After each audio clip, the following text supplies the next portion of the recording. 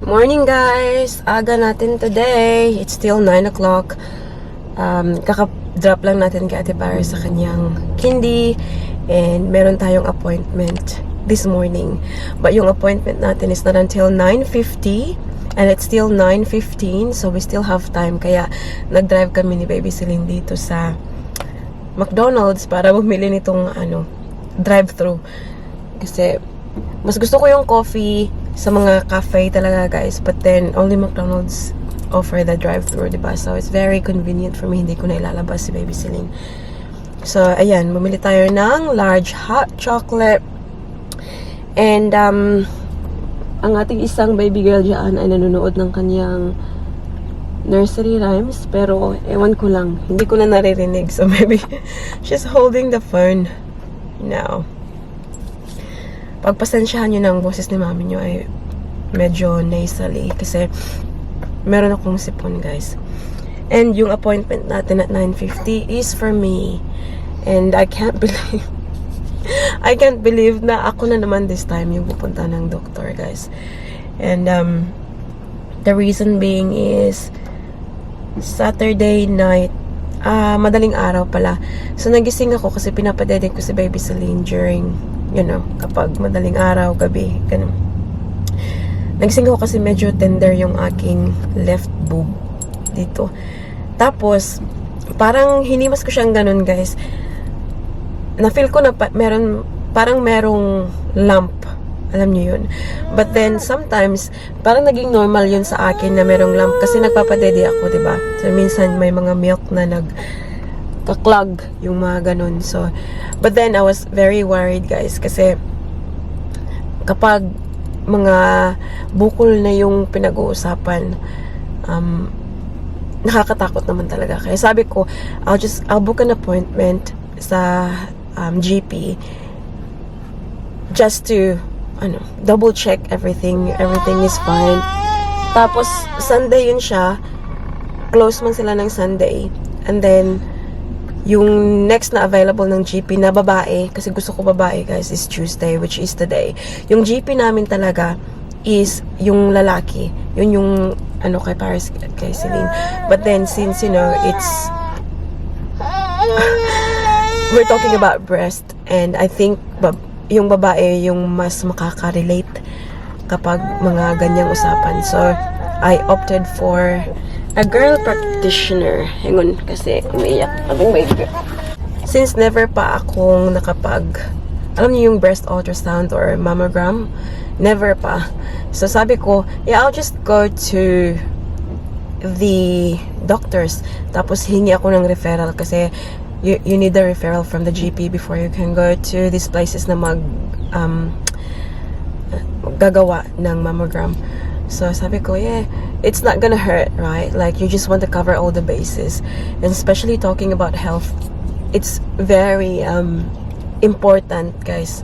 I always say that kasi since nag-move kami dito sa Brisbane, like, we've been sickly. And I could see the difference, guys, ng buhay kapag merong sakit. So that's where I'm going now. Actually, guys, kapag tinatouch ko siya ngayon, I don't know, maybe I just got used to it. So maybe it's really good to just go, para meron ka talagang, may enlightenment ka from the doctors. So, parang wala na naman siya dyan, guys. But then last night, I just felt so tired. Sabi ko, Daddy Mike, after dinner, sabi ko, I don't know, but I just feel so bagged tonight. And I went to bed kasi pinatulog ko yung ating baby Celine at 8 o'clock. Dapat sana lalabas pa ako, but then hindi nakatulog ako, guys. Sobrang tired ng pakiramdam ko. When I woke up, mga 9, ang tawag dito, I still have it now. Ang sakit huminga, especially kapag hinga ako ng malalim. So, kapag ganyan, pag buntong hininga ka, parang masakit dito sa likuran ko, guys. And parang connected siya dito sa harapan. I don't know if it's just the front, the back. What is wrong, my love? Kahit kumaganon ako, guys, masakit. Ewan ko kung anong problema. So, that's another reason na nadagdagan yung rason ko kung bakit ako pupunta ng doktor. So, I don't know if it's connected or something, but, you know what I mean? It just drives me crazy. So, sabi ko, pupunta talaga ako ng doktor. Ayan guys, so, ewan ko kahapon, kagabi, nagpalagay ako kay Daddy Mike ng Vicks Vaporub. Diyan, pinahilit ko sa likuran ko. So, it's still the same. I can breathe, okay. Pero kapag nagbuntong hininga ako, or like, parang humuhugot ako ng hininga from the bottom, so masakit yung dito ko, likuran ko. So, it feels like, hindi nakakarating sa bottom of my lungs yung hangin. Alam niyo yung feeling na yun? So, it's better to get checked para alam natin kung ano yung dapat gawin, di ba? And I haven't had this before, so yeah, bagong-bago to sa akin.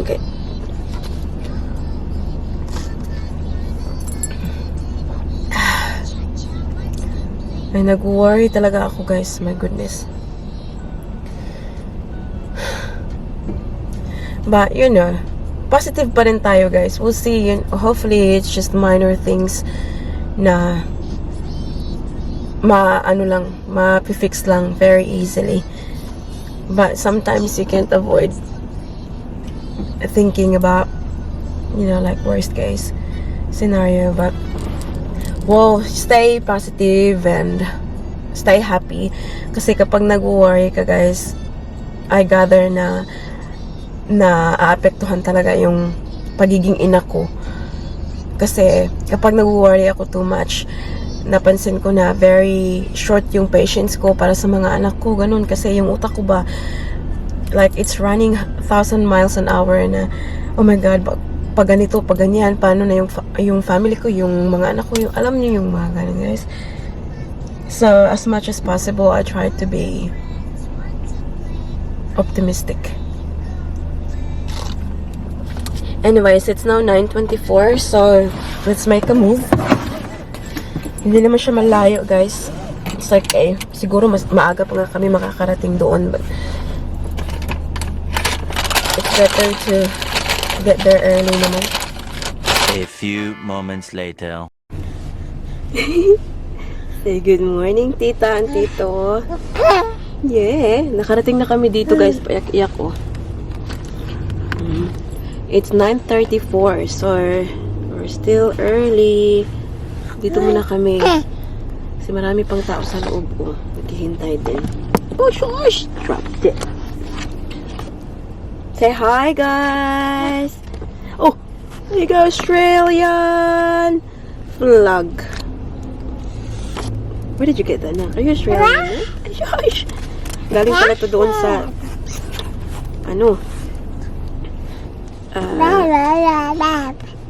citizenship. Yeah, I know. Because Marco gave it to Paris. And they want makes me forget. Nak, why did you cry, Nak? Sa isip ko, babysitting. Ay, tagal-tagal naman ito sa sasakyan. No, yeah. How are you, Selene? I'm very happy, guys. Alam niyo ba? Very happy kasi she has been well. Yeah, and happy.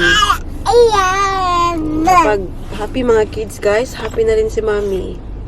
Anak, no? Kahit si Mommy na naman ngayon ang may dinaramdam. Goodness. Yes? Is that your flag? Australia, so let us rejoice. We are young and free. Siya, mama. Naka-jeans pa yan siya, oh. Tingnan nyo, oh. Oh, jeans pa more. Yes? What are you trying to say? What are you trying to say? I'll get my drink na. Hindi ko man mga aking drink na. Aking buko. Alam nyo ba, nagkape ako sa bahay kanina. Yung aking kape tsaka coffee mate. Ngayon, kasi nagmamadali ako ba, takot akong malate. And aga pa naman pala. Tapos, I got the kids ready. Nakalimutan ko na ang aking kape. So, ulit, nilagay ko siya sa microwave for a few seconds para uminit. And then, yun, dinala ko na yung mga gamit and everything. Ate Paris's sa school, nakalimutan ko na naman ang kape. So, yung kape ko ay nasa loob ng microwave. Isang higupan lang yun ang nakuha. Tapos, kaya pumunta ako ng McDonald's para bumili ng kape. Buhay ng isang ina. Daddy Mike work in the office today. Kaya, hindi niya ako natulungan sa Daddy Mike kapag nasa bahay. Coffee ready, ganun. Wala si Daddy Mike, so ako lang. A few moments later. Time check tayo, guys. It's now 10:44. Kakapark lang namin sa harap ng bahay. Ang ating baby girl ay nakatulog, kaya dito muna tayo. Kasi mga pa lang yata, mga 5 minutes pa lang yata yan siyang tulog. So I'll get her to get her nap for today. Okay lang naman tayo dito sa sasakyan. Anyway, so update from the doctors, guys. I'd say okay. Everything is okay. So, chinek niya lahat. So, I'm very happy na I opted for a lady doctor kasi nga, 'di ba? For her to be able to check what's going on, yung sinasabi ko na dito, may lump sa aking suso. I had to take everything off. Higa ako sa higaan. I have to do like this. And then she will do what she has to do.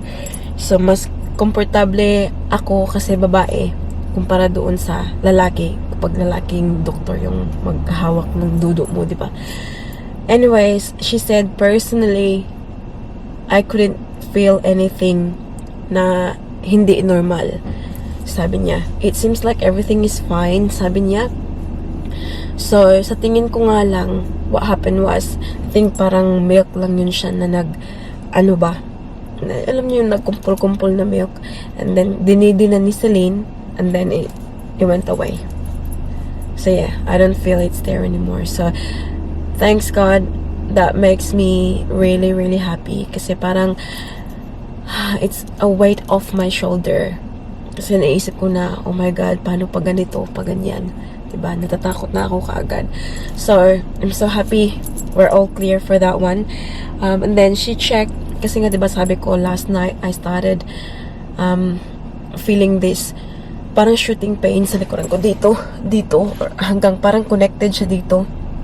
Every time na I take a deep breath. So, ganyan, kapag nagsasalita ako ng ganyan, ay pag naghinga ako ng ganyan kalalim, sobrang sakit niya, guys. So, chinek niya yung the way I breathe. So, sabi niya sa akin na my heart and my lungs sounds perfect. So, there's no issue. And sabi niya, do you carry her a lot? Tinanong niya ako. Kasi pagkapasok nga namin doon, I carried baby Celine lang. Sabi niya. And then, sabi ko, yes. And especially on this side, kasi right-handed ako, guys. So, every time na kapag may ginagawa ako, karga-karga ko siya dito sa left side ko. So, she's saying, most likely, yung nararamdaman ko ngayon na sakit kapag I'm taking like a deep breath is due to parang muscular issue. Sabi niya, yung ribs natin ay parang ganun, right? Sabi niya, it seems like yung rib ko daw dito sa part na to ay medyo out of place. Yun ba yung tamang word doon? I think she used some kind of term, but hindi ko maalala. So, kaya sabi niya kapag humihinga ka, masakit kasi parang dislocate or something ba? Kasi nga, I'm carrying like this weight sa left arm ko. And then, I really think na yes, it's true. Because yesterday, parang na-trigger siya. Kasi yesterday, pumunta kami sa big school natin Paris for an interview. Ngayon, nung pauwi na kami, baby Celine was suking. So, ayaw na niyang magpalapag sa kanyang pram. So, I had to carry her. And we just walk, right? Kasi, hindi naman siya masyadong malayo. But, meron talaga siyang distance. Tapos, pag ganun-ganun ba? But can you imagine me carrying Celine? She's already, I don't know, 9 kilos or something. And then, I'm still pushing the pram with my other hand. So, I carry her on the left side and then push the pram at the same time.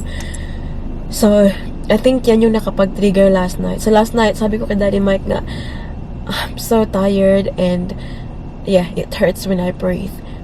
And yeah, I think yun yung nangyari guys na nakapag-trigger kung bakit ganito yung nararamdaman ko ngayon. Kasi nga, sa always ko na siyang ginagawa, but I think yesterday was too much. Kaya siguro, ganito na lang yung nararamdaman ko ngayon. So, binigyan niya ako ng referral to go to the physiotherapist. Hilot pa more. Hilot lang naman to sa atin guys. Kung nandito lang talaga si mama ko guys, pahilot na ako. Iba kasi wala talagang manghihilot kasi dito guys. Diba sa atin, sa lungsod namin guys, ang daming manghihilot. Parang ba, kahit nga sa Melbourne, sa Ate Walin, galing niyang maghilot guys. Dito, sa Ate Ann, maghilot yun. Pero, dito, ewan ko kung, si Nanay Lily ko kung mahilot pa talaga. But anyways, yeah, I'm going to this lady here, para sabi niya dito, thank you for seeing Jovi blah blah for an opinion and management. She has a 12-year-old whom she carries on her left hip and has developed left interscapular and left sternocostal discomfort. Yan ang kanyang term. Got no idea what that means, but I suspect from some minor rib displacement. Ayan. Rib displacement lagi guys. Kaya pala ganito. Sobrang sakit. Pag humihinga naman ako ng normal, it's fine. Pero pag gumaganon ako, sumasakit yung likuran ko. So, I'm gonna make an appointment for this one whenever I can. Hindi ko alam kung kailan guys, kasi work ang ating Daddy Mike, sinong mag-aalaga ng ating baby. But, I'm going to do it soon para mawala na tong sakit na nararamdaman ko. It's 3:30 in the afternoon. Pick up na natin ang ating Ate Paris from Hindi. Dito kami sa park ngayon. Dinala ko na lang sila dito para makapaglaro konti. Ating babysitting na nandyan, Alam niyo ba, ang ginagawa niya, umaakyat siya dyan sa kanyang pram. Tapos, magdala ako ng snacks nila, Some organic animal biscuit for Celine. And butterfly. look, that's Hansel. That's Filipina biscuit. Mommy, Chocolate sandwich. can you give I'm me not sure if we can get a butterfly enough. See, some of them are broken. Broken. Hi, this is not a butterfly. This is not a butterfly. I'm going to try to find Guys, hindi something. maganda ang pakiramdam ni mami niyo. My whole body is I got aching. a rabbit. And I feel so tired. A rabbit. I don't want to sleep. Yeah. Let's sleep at the park. Yeah? Like Like that? Alam niyo ba, sobrang bait ni Ate Paris kagabi. Nak, I appreciate you last night, Nak. what? You were so sweet to Mama. What? Kasi pumunta ako sa kabilang kwarto, My pinatulog ko siya ng tatay niya. When I went to your bedroom and I said my back is hurting every time I breathe, and you told Daddy, can you put the heat pack on Mommy and rub something on Mommy's back? Sobrang sweet ka talaga, Mommy, I guys. got a bunny. That's cute. I like this one now. Tapos she hugged me. Thank you, anak. What? Because you're being sweet to Mama. Did I put the hot pack in your back? Yes, Daddy did. Not me, because I was still asleep in the bunk bed. That's right. Daddy rubbed Mama's back. Well, was you crying in bed? Huh? Was you crying in bed? Yeah. It was Only when that painful. if Daddy leaves me when Oh! if you cry. You okay? Yeah. If you cry, Yes. do Daddy always come to your room if you cry? Yes. Only when you cry? Yep. If Mommy doesn't cry, and Daddy has to stay with me Yes. in the bunk bed. Well, I don't like it when I leave. Yeah? But you're a big girl naman. At siya, madaling araw, lumipat to siya sa kwarto namin. I was learning to stay by myself in the kitchen. That's right. You're doing great. So far. Did you remember I slept in the shark all night in the ground? Mm-hmm. That was so cool. Do you like your shark? Can you open the chocolate sandwich? Mm-hmm. My open! Open! Linnea, can you Mommy. open it? Linnea is opening it. Stinker! Okay. Give Linnea the animal biscuit there. Yes, this is Ate Paris's. Give that to your Paris.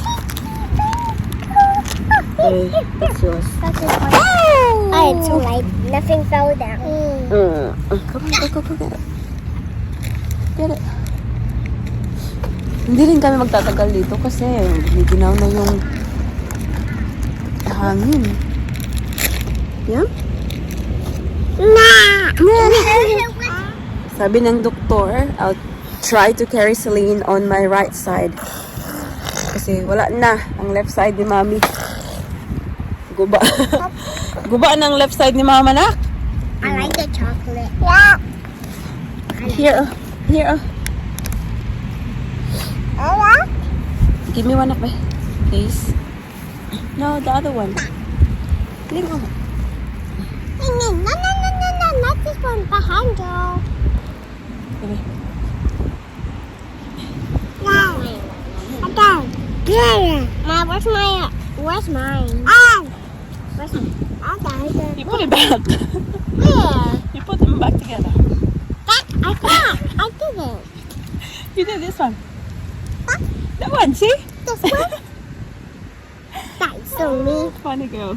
I didn't saw that. Tago-taguan, maliwanag ang buwan. Tayo'y maglaro ng tago-taguan. Magbilang ng 10, makatago na kayo. 1, 2, 3, 4, 5, 6, 7, 8, 8, 10. Ready or not? Here I come. Where's Ate Paris duck? Why didn't you hide? Because I don't know where I should hide. So start again. Okay. Alalala, tingnan niyo ito. Alam niyo ba ang tawag sa tatay niya? Tawag ng tatay niya sa kanya? Celine Ladder Mackenzie. Kasi pag may nakikita siyang hagdanan, ako. Tago-taguan, maliwanag ang buwan. Tayo'y maglaro ng tago-taguan. Magbilang ng 10, makatago na kayo. Anak, we're going sa nanak ha, because I think it's gonna rain ako. Hala, nak, I can feel the rain in my skin. Anak! I think it's gonna rain. Come on. Gonna make a move? I think it's gonna rain. Come on, Linigil. Hala, plaster mas inday, oy. A few moments later. Meron na akong hairdresser, oh. Okay, I'll take this off, eh. Sabi niya, Mommy, can I brush your hair? Why not, anak? Brush my hair. Ang ating baby Celine ay Sleeping Beauty na. Oh. Is my hair okay, nak, or what? Yeah, it's right now. Sabi niya kayo na, daming nuts daw. God, almost got it. Be gentle, no?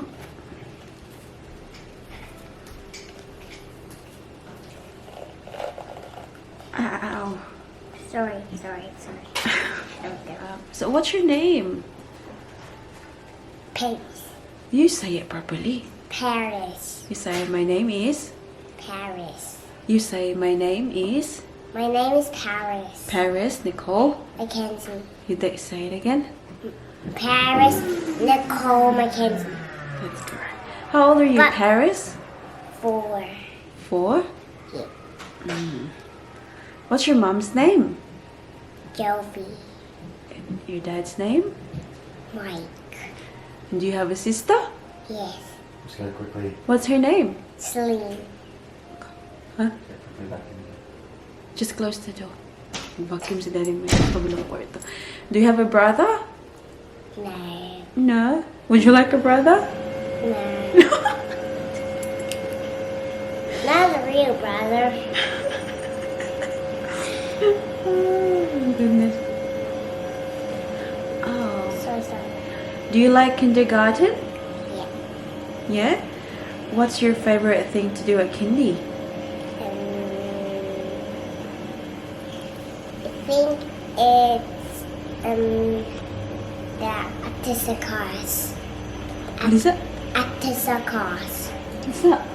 Atisacars means you have to do like I think Look here, they can see you. like doing I tried to think what it is.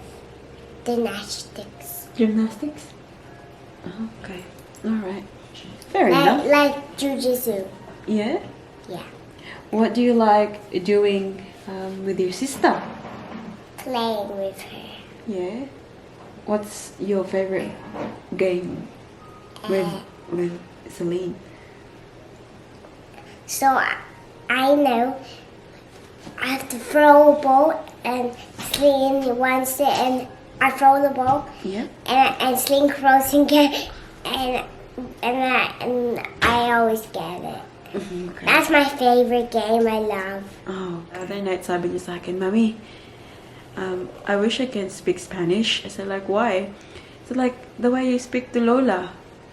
Kapag nagkausap kami ng mama ko ba ng family ko sa Pinas, di ba nagbibisaya ako? Ewan ko sa kanya kung saan niya nakuha, guys. Na, bakit daw, ano daw, Spanish daw yung pananalita But your hair is really long and grown. Yeah? How Do you like it? your hair grow? Oh, because I've been washing it. I wash my hair too. So, oh my, I got the same hair. Yes. My Yes. hey, leave my hair salon. Oh, hair salon. Okay. No, not a real one. How much will you charge me? It's alright. You don't need money for it. Ah, is it free? Hmm? Is it for free? Yeah, you don't need any more money. Oh. You don't need money. Oh, okay. I don't need money. Yeah, cause I'm not real. I'm just pretending I'm a hairdresser. Okay, just pretending so I don't need real money. Yeah. Okay. Alright then. Now, grab my phone. Quickly, Nakbi, because we're gonna do some shout out. Oh, mommy, look. Look at your hair. It's almost. Wow. Beautiful. Thank you so much, hairdresser. Where's your phone? It's there charging na ko on the bench. Thank you. Very maano talaga Ate Paris, guys. Very dal pa more. Going to bed soon. You are. Come here. We'll do a shout out. Can we just quickly? Can I just wash your hair while we're doing shout out? Of course. You can do that. I love when you brush my hair. Okay. Thank you to everyone who's watching our vlog. I hope you enjoyed the vlog today, guys. We will do a shout out.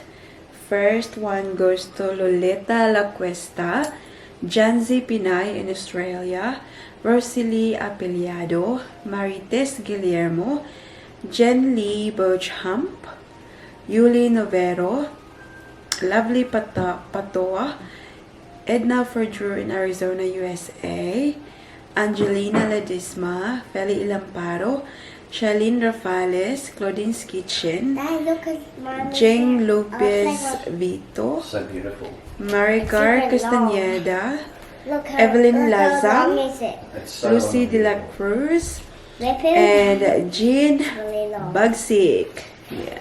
That's about it for today's video, guys. I hope that you enjoyed it. Don't forget to give this video a thumbs up if you like it. Whoa. Thumbs up, ano?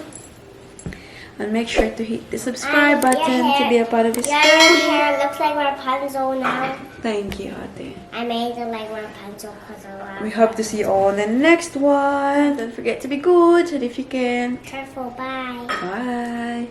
Mwah. Yeah.